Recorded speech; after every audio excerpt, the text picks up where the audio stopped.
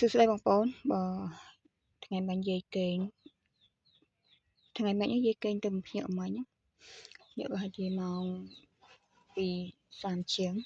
ម៉ោង1:30ជាងយាយសក់ឃើញអាប៉ោះអាយើងហ្នឹងក៏យាយសពេចសពិលអត់ដឹងថាវាលេខអីតែដូចជាកតុយ7តែក្នុងការឃើញរបស់យាយសំណំទៅ67ចាក្នុងការឃើញណាអាប៉ោះអាណាហើយអាប៉ោះB CD B យាយឃើញ42 CD យាយឃើញ47ចាអានេះយាយឃើញយាយ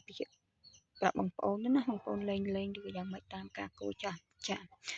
សម្រាប់ម៉ោង1ហ្នឹងក៏ចាញ់យាយឲ្យបងប្អូនអរគ្នាលេង15វាមក12 19 16បើឃើញដើរចំប៉ែបាត់បងប្អូនហើយឃើញដេកពាក់អាវក្រហមនិយាយបងប្អូន15វាចេញ12 16 19វិញហើយ3លេខនេះវាចេញ841និយាយឲ្យ848ហើយសម្រាប់ខ្ទង់8ចូលអ៊ុសដែរចូលអ៊ុសមកមកដណ្ដប់2ដណ្ដប់ដែរណាបងប្អូនអរគ្នាចាដូចជាមាន86 81 8អីចឹងណាហ្នឹងហើយហើយលេខហ្នឹងក៏យាយនៅតែបញ្ជាក់ទេបងប្អូនចង់លេងយ៉ាងម៉េចឬក៏តាមតិចតួចអីតាមចឹងណាចាហើយលេខដែលយាយឃើញថ្មីនេះក៏មិនមែនបានន័យថាយាយឲ្យចោលលេខចាស់ដែរតែលេខថ្មីនេះគឺយាយឃើញយាយគេងហើយយាយសពបើតាមយើងយាយសពនៅក្នុងហ្នឹងប្រហែលជាអាចនឹងម៉ោង1ជាងដល់ពេលយាយភ្ញាក់ម៉ោង1:30ជាង30នាទីជាងនេះអញ្ចឹងក៏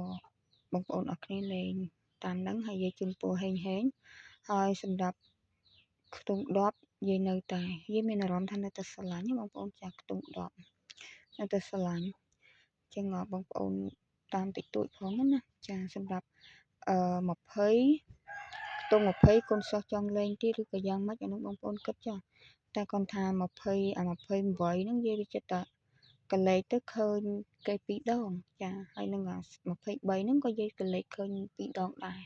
អញ្ចឹងទៅយាយមិនចង់ឲ្យចោលទៅខ្លាចវាស្ដាយវាចេញណាចាចឹងបងប្អូនអរគ្នាគិតតាមនឹងចាជូនពរបងប្អូនទាំងអស់គ្នាហេងណាចា